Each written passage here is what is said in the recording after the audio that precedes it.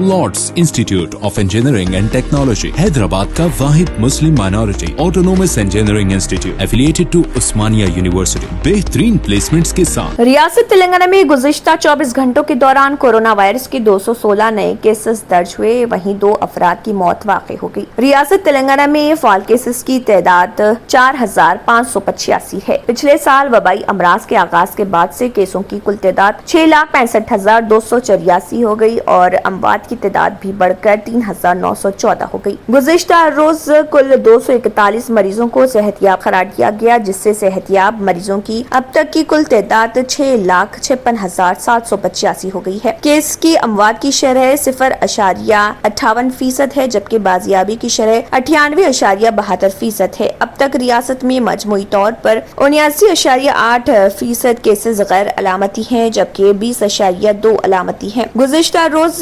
Corona virus के लिए 44,584 नमूनों की जांच की गई। तेलंगाना में अब तक 2,62,00,000 नमूनों की जांच मुकम्मल कर ली गई है और फी मिलियन आबादी में 7,04,000 नमूनों की जांच हो चुकी है। जीएचएमसी में गुज़िश्ता रोज 61 कोरोना के नए केसेस दर्ज हुए, बाकी केसेस दीगर अजला में दर्ज किए गए।